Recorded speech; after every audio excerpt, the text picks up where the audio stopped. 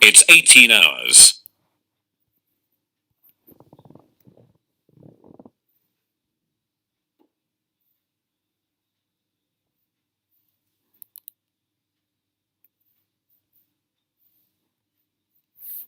So, hello everyone. Today we'll start with a very important topic in electrostatic, that is Coulomb's law. देखिए, electrostatics के दो lecture हमने already complete कर दिए हैं और उन इलेक्ट्रोस्टैटिक्स के दो लेक्चर्स में हमने चार्ज की प्रॉपर्टीज़ और किसी बॉडी को कैसे चार्ज करते हैं इस चीज़ पर एम्फेसिस किया था। तो आज हम पढ़ेंगे कि कूलम्स लॉ क्या होता है। अब देखिए, आपने दो चार्ज कभी अपने पास देखे होंगे, तो आप ये जानते होंगे कि दो चार्ज अगर आसपास रखे हैं तो एक चार्ज दूसरे चार्ज के ऊपर कुछ ना कुछ फोर्स एक्सर्ट करेगा। ठीक है, तो एक चार्ज दूसरे चार्ज के ऊपर कितना फोर्स एक्सर्ट करेगा ये चीज़ हमें बताएगा कूलम्स लॉ।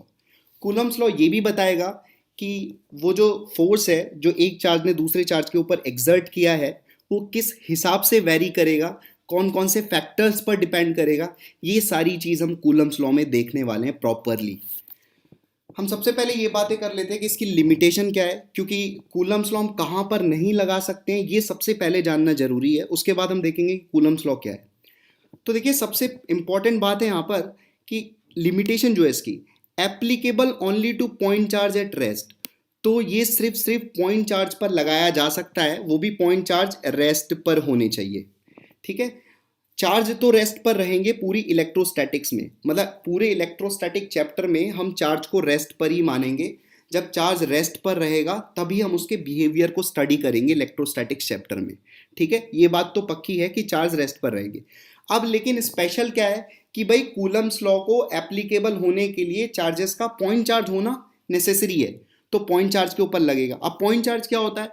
देखिए, पॉइंट चार्ज का मतलब हो गया पॉइंट बॉडी। पॉइंट बॉडी का मतलब क्या हुआ? एक ऐसी बॉडी जिसके डायमेंशन को आप निग्लेक्ट कर सकते हो, मतलब हम उसका डायमेंशन कंसीडर नहीं करेंगे। इतनी छोटी बॉडी होगी कि उसके डायमेंशन को निग्लेक्ट किया जा सकता हो।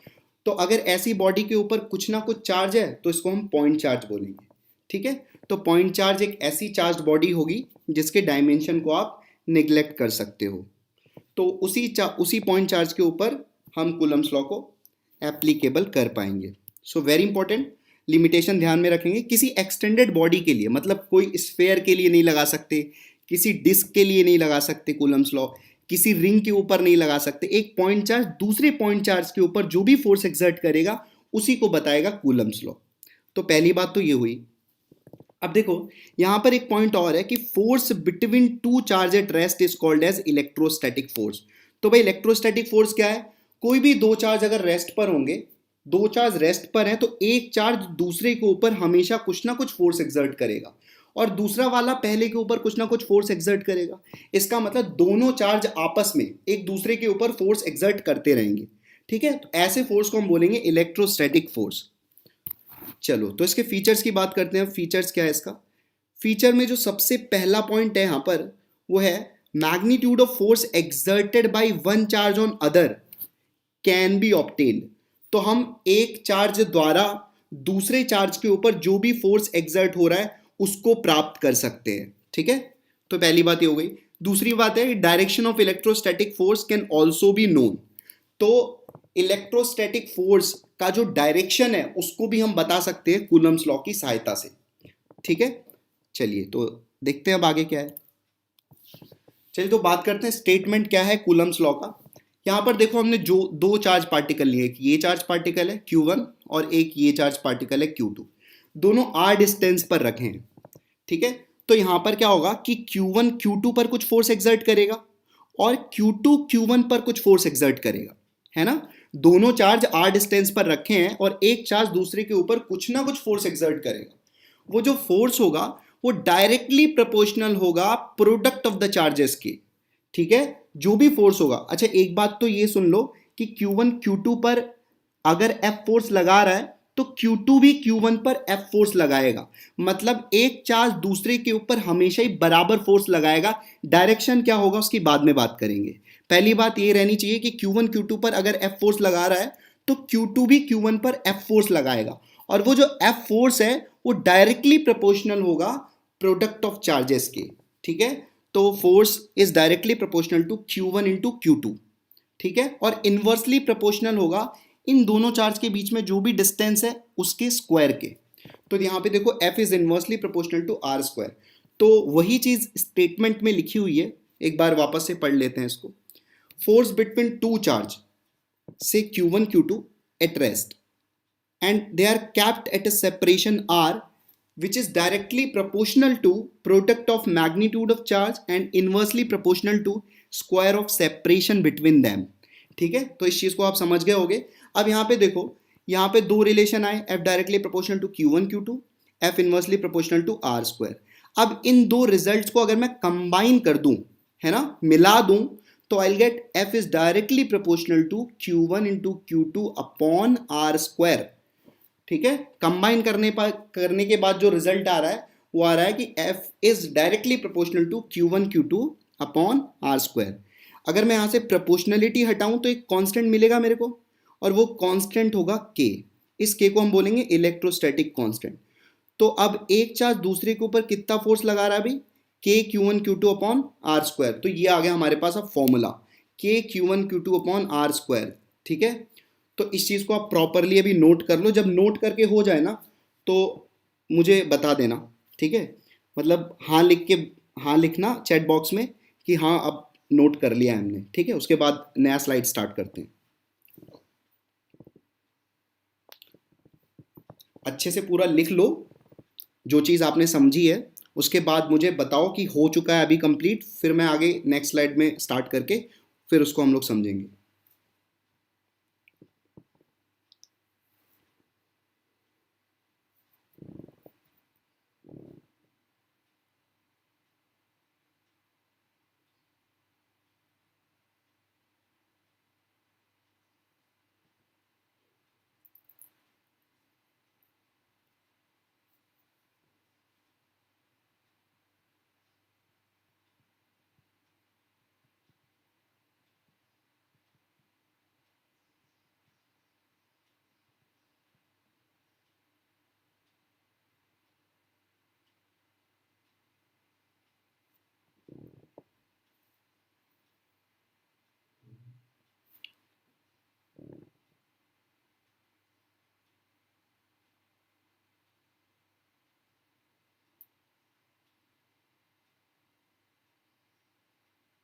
ये लिख के हो जाए तो मुझे बता देना।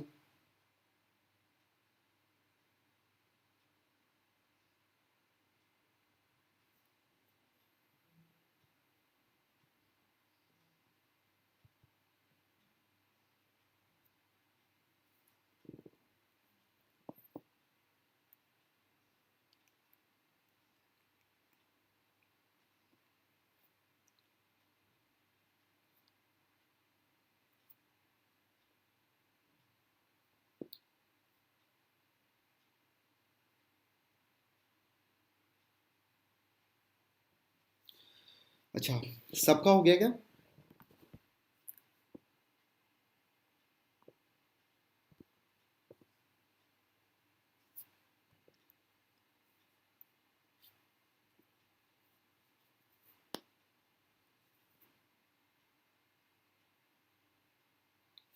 Can you give me the confirmation कि लिख के हो गया क्या?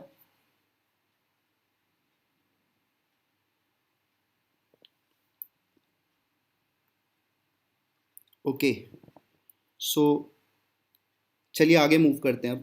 तो ये देखो स्टेटमेंट है, ये क्लास 12th में एक्चुअली एक नंबर में पूछ लेता है क्वेश्चन कि व्हाट इज कूलम्स लॉ। तो फिर उस केस में क्या है ना, फिर हम उस चीज़ को प्रॉपरली एक्सप्लेन कर लेते हैं, ठीक है। चलो, तो के इलेक्ट्रोस्टैटिक कांस्टेंट है, इसके बारे में आगे भी देखते हैं। अब देखो ध्यान से, अब आगे देखो स्टार्ट करते हैं। इलेक्ट्रोस्टैटिक कांस्टेंट क्या है और इसको क्या क्या लिख सकते हैं, इस चीज़ पर थोड़ा एम्फेसाइज करते हैं। देखो भाई, इलेक्ट्रोस्टैटिक कांस्टेंट, एक कांस्टेंट तो उसकी वैल्यू क्या होगी, k is equals to 9 into 10 की पावर 9 न्यूटन मीटर स्क्वायर पर कूलम स्क्वायर, ठीक है। तो भाई इलेक्ट्रोस्टैटिक कांस्टेंट की वैल्यू होगी 9 इंटू 10 की पावर 9 न्यूटन मीटर स्क्वायर पर कूलम स्क्वायर, ठीक है। यूनिट याद रखना, कहीं कहीं पे तो यूनिट ही डायरेक्टली पूछ लेता है। हो सकता है किसी कॉम्पिटिटिव एग्जाम में डायरेक्टली यूनिट आ जाए कि इलेक्ट्रोस्टैटिक कांस्टेंट की यूनिट क्या होती है, ठीक है। इसको हम फर्दर देखो, एक कांस्टेंट है तो एक कांस्टेंट, इलेक्ट्रोस्टैटिक कांस्टेंट को दूसरे कांस्टेंट के फॉर्म में भी लिख सकते हैं, दैट इज 1/4πε0। तो k को हम फर्दर लिख सकते हैं 1/4πε0। तो इस चीज को याद रखेंगे। अब देखो एप्सिलॉन नॉट एक नया कांस्टेंट आ गया, ये 4π के बारे में तो जान रहे होगे, लेकिन एप्सिलॉन नॉट एक नया कांस्टेंट आ गया। अब इस नए कांस्टेंट की वैल्यू क्या होगी? वो वैल्यू है 8.85 इंटू 10⁻12। याद रखनी है सब वैल्यू। अच्छा, एप्सिलॉन नॉट को बोलते क्या है वो मैं बता दे रहा हूँ, वो अलग से लिख लेना। एप्सिलॉन नॉट को बोलते हैं परमिटिविटी ऑफ फ्री स्पेस, जो कि आगे आगे नेक्स्ट स्लाइड में जरूर इसका जिक्र होगा, लेकिन अभी के लिए मैं इसका नाम बता रहा हूँ। एप्सिलॉन नॉट को हम बोलेंगे परमिटिविटी, ध्यान से सुनना, परमिटिविटी ऑफ फ्री स्पेस या परमिटिविटी ऑफ वैक्यूम। ठीक है, वैल्यू याद रखेंगे 8.85 इंटू 10⁻12। ओके। अच्छा, इसकी जो यूनिट होगी वो इन्वर्स हो जाएगी के की यूनिट की, है ना, क्योंकि के रेसिप्रोकल में है एप्सिलॉन नॉट। अगर के यहाँ पर है तो एप्सिलॉन नॉट यहाँ पर है, तो यूनिट जो होगी वो इन्वर्स हो जाएगी। तो देख सकते हो यूनिट पूरी तरीके से इन्वर्स हो चुकी है। तो ये तीन बातें इलेक्ट्रोस्टैटिक कांस्टेंट के बारे में याद रखना कि के को क्या लिख सकते हो। अब देखो नेक्स्ट पॉइंट है कि डायरेक्शन ऑफ इलेक्ट्रोस्टैटिक फोर्स किधर होगा। ठीक है, अच्छा ये लिख लो, ये तीनों वैल्यू फटाक से लिख लो, फिर आगे बढ़ते हैं। ये तीनों वैल्यू जल्दी से लिख लो, उसके बाद आगे बढ़ते हैं। ठीक है,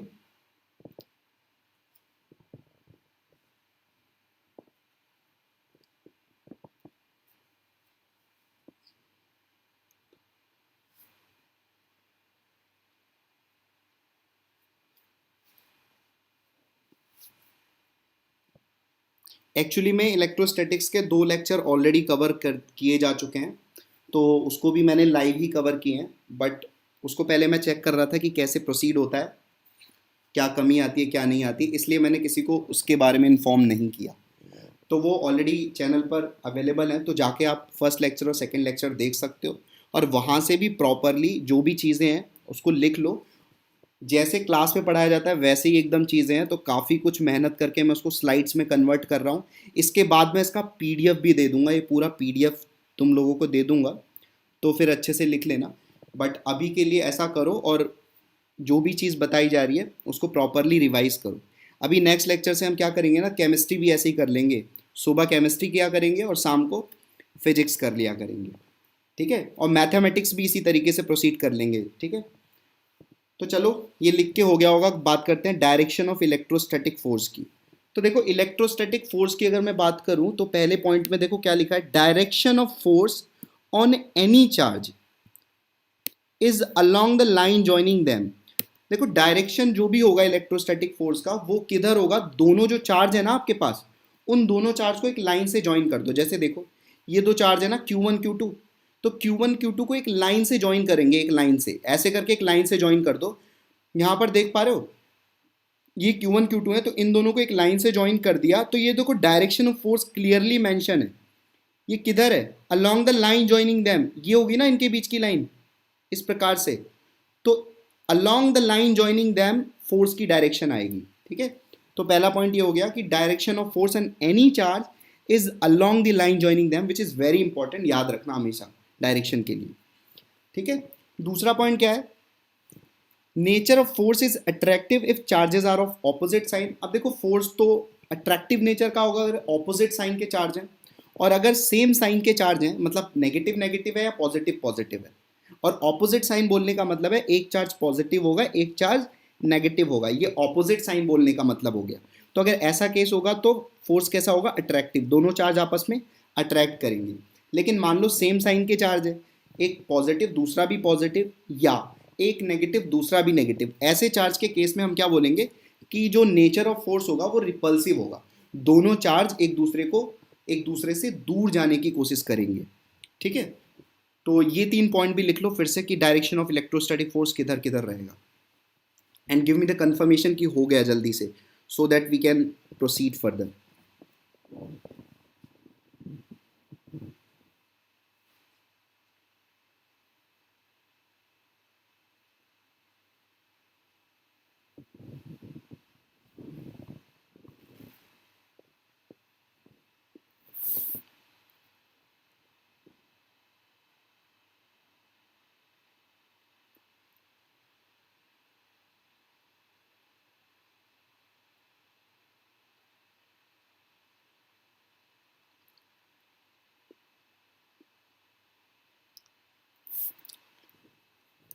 लिख लिया ये?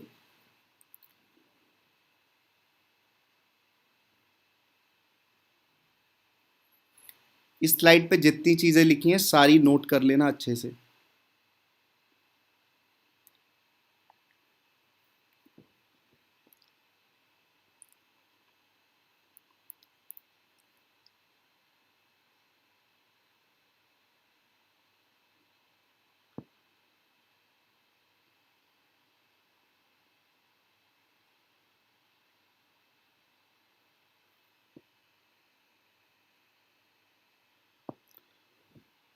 ओके, तो आई होप लिख लिया होगा सबने।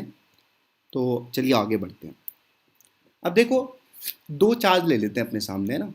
दो पॉजिटिव चार्जेस को वैक्यूम में रख दिया हमने।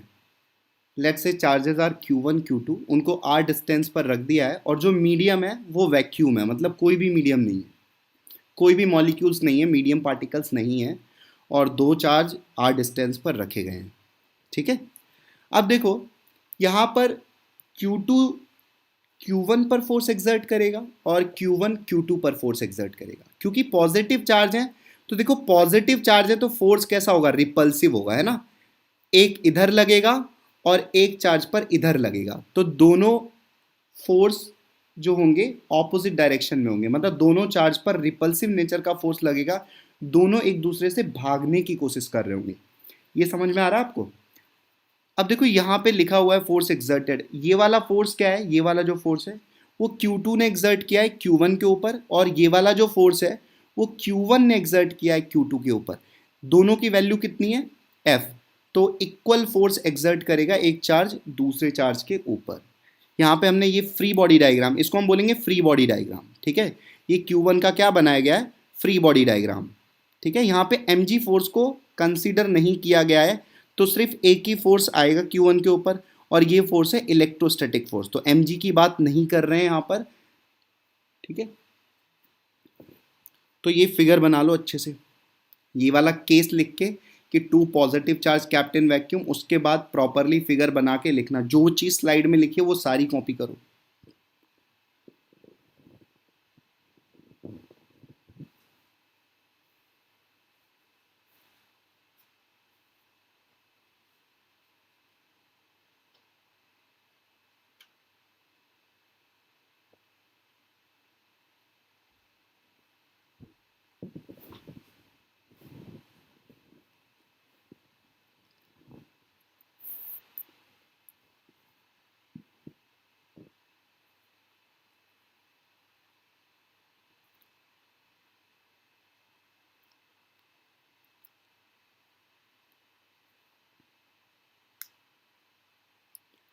हो जाए तो बताते रहना, कंप्लीट हो चुका है।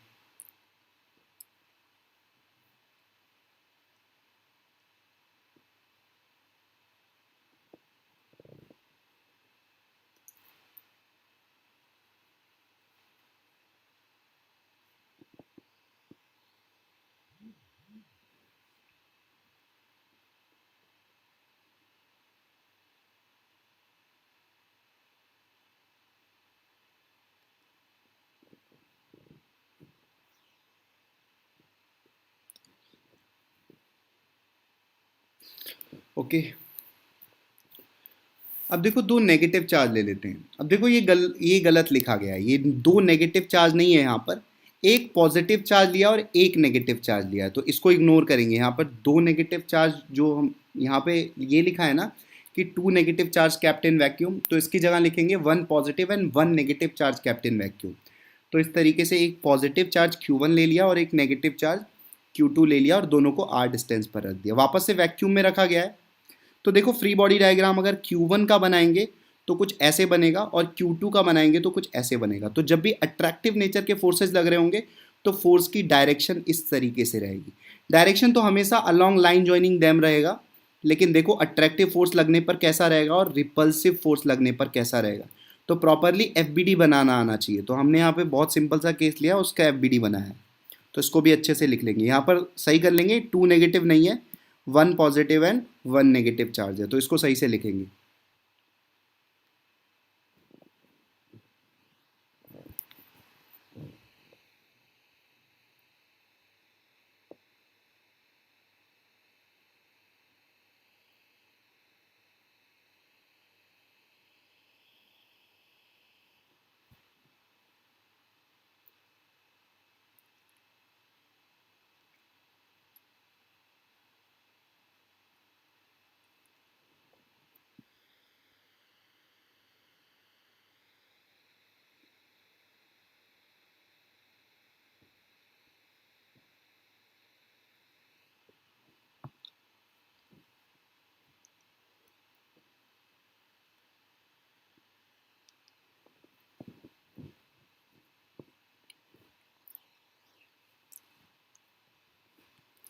और ये लॉकडाउन के टाइम में पढ़ाई कर लो, अपना टाइम वेस्ट करने की ज़रूरत नहीं है, क्योंकि ट्वेल्थ के लिए तो टाइम उतना ही मिलेगा।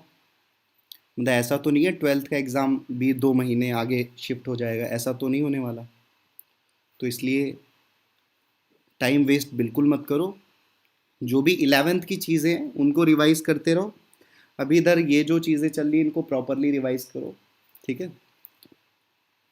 इन सब की पीडीएफ भी मैं, मतलब ये जो इसके क्वेश्चंस होंगे इसका पीडीएफ करके मैं सेंड कर दूंगा, तो वहाँ से उसको डाउनलोड करके सॉल्व करते रहना जब तक कि ऐसे टाइम्स हैं जहाँ पर फिजिकल क्लासेस या फिजिकल लेक्चर्स पॉसिबल नहीं है।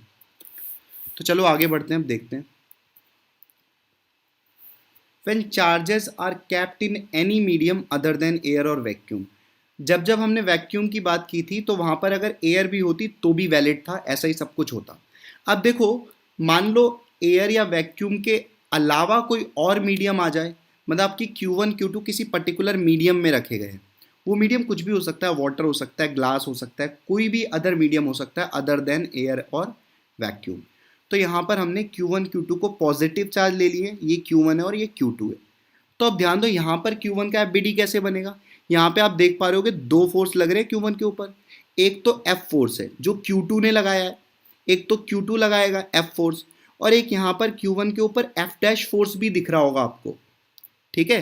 तो यहाँ पे F डैश फोर्स ये क्या है, F डैश फोर्स है force exerted by medium on Q1। Very very important. यहाँ पर अगर कोई मीडियम पार्टिकल्स भी हैं, एयर के अलावा अगर कोई मीडियम पार्टिकल्स हैं, तो वो मीडियम पार्टिकल्स भी चार्ज के ऊपर कुछ ना कुछ फोर्स एक्सर्ट करेंगे। तो उसको भी एफबीडी में हम यहाँ पर दिखा रहे हैं, ठीक है। तो यहाँ पर एक F तो हो गया force exerted bye Q2 on Q1, ये F, और एक F डैश हो गया force exerted by medium on Q1।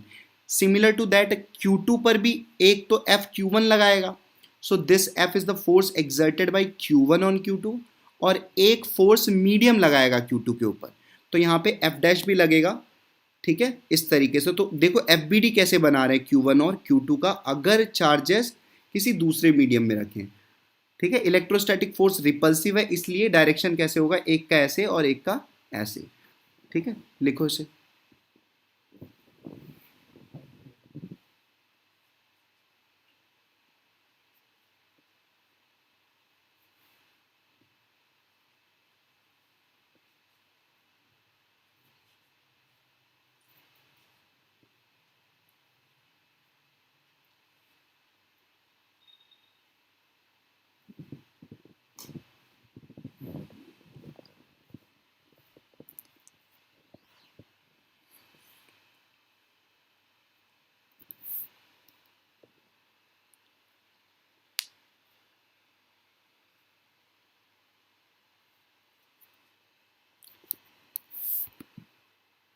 ये इंटरनेट कनेक्टिविटी सही आ रही है सबकी, मतलब ऐसे तो नहीं बीच बीच में रुक जा रही है वीडियो फिर घूम रहा है गोल गोल।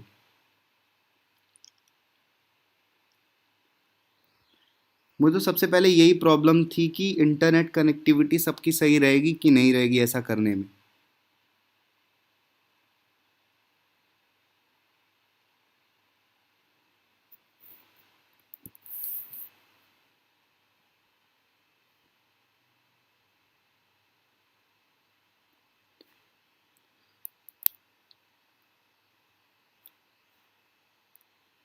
कंप्लीट हो जाए तो फिर से बता देना।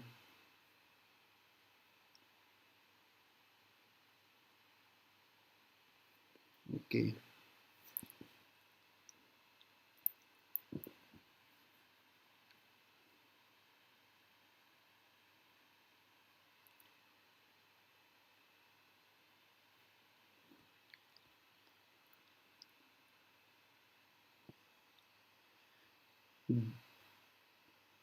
देख तो 14 स्टूडेंट्स रहे लेकिन अटेंडेंस सिर्फ 6-7 बच्चों ने ही लगाई है, बाकी सब नाम दिखाने से डर रहे हैं क्या।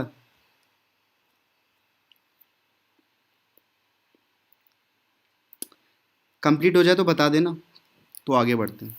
Okay, so let's start with next slide. चलो अब देखो ध्यान से, थोड़ा सा एनालिसिस कर लेते हैं इस चीज़ का।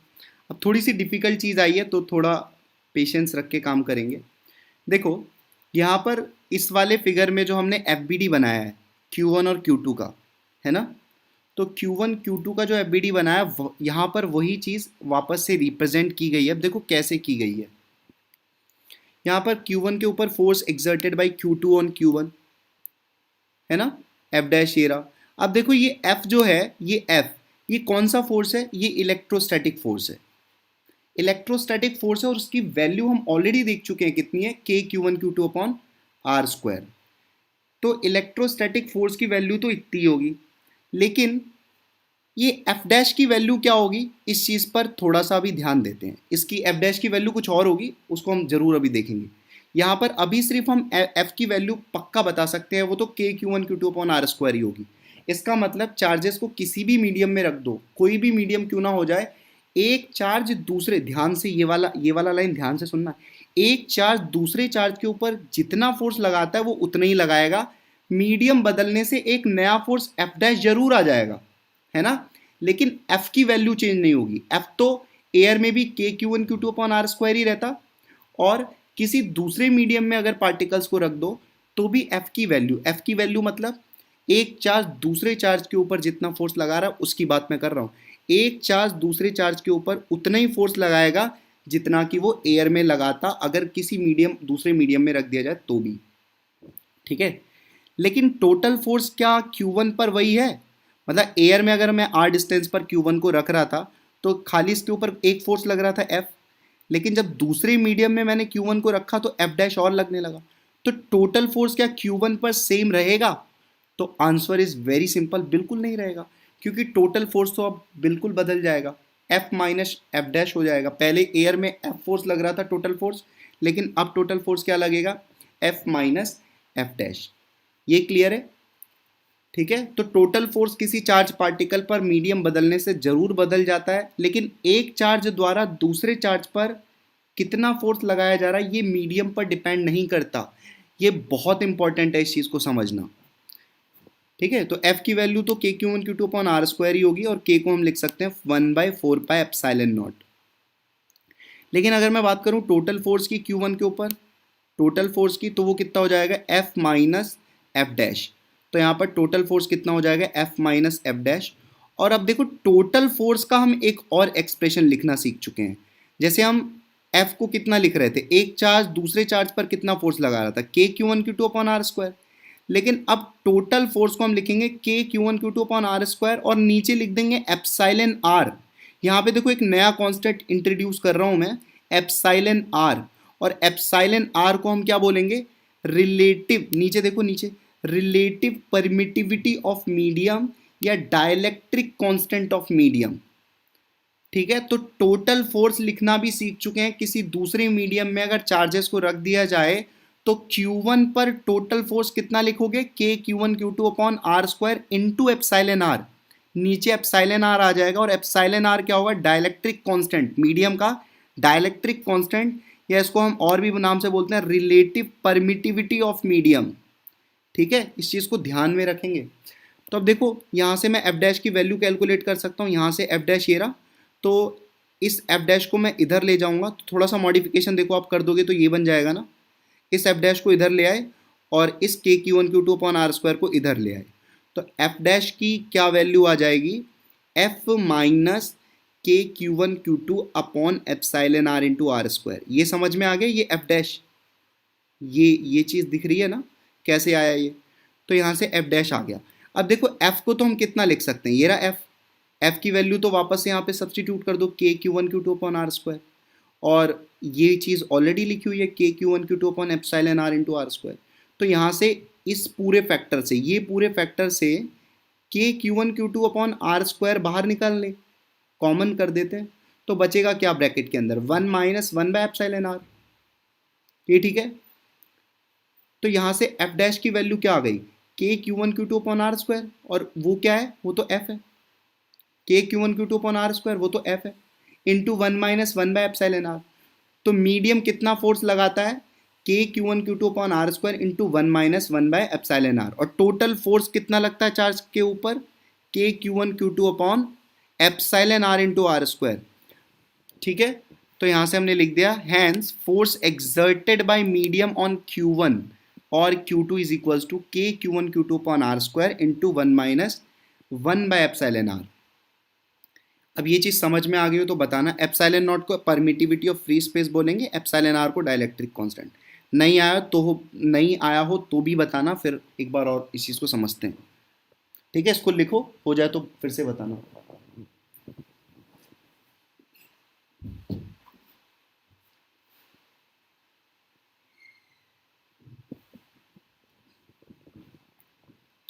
कहीं पे डाउट हो तो बताना।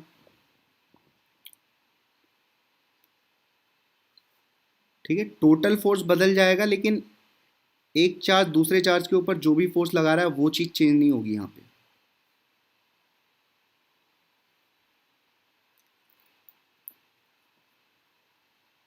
अच्छे से इसको समझ लो, फिर लिख लो और फिर बताना। एकदम आराम से समझ लो, कहीं पे डाउट हो तो बताना, उसको क्लियर करते हैं यहाँ पे। किसी भी पॉइंट में डाउट हो तो उसको यहाँ पे जो भी चैट पब्लिकली दिख रहा है आपको उस चीज़ में लिखो, तो फिर मैं यहाँ से डाउट को क्लियर करता हूँ।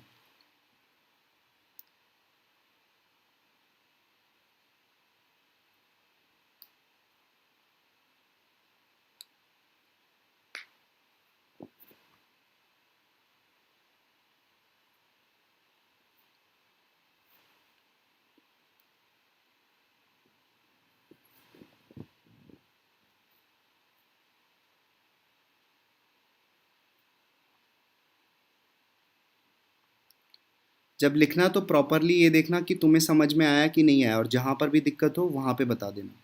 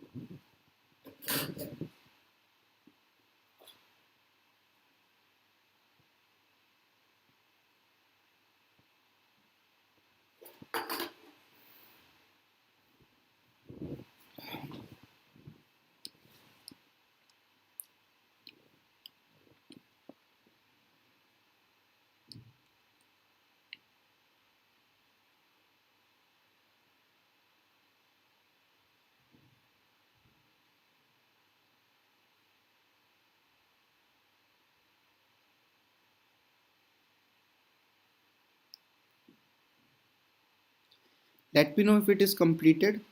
Please confirm it.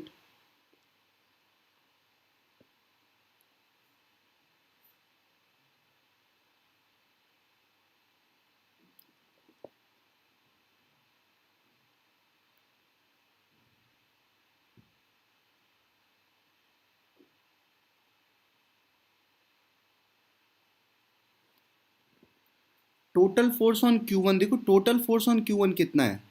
एक साइड तो फोर्स F है और दूसरे साइड फोर्स F डैश है, तो टोटल फोर्स क्या लिखेंगे, F और F डैश ऑपोजिट है, तो हम कितना लिखेंगे, F माइनस F डैश लिख देंगे।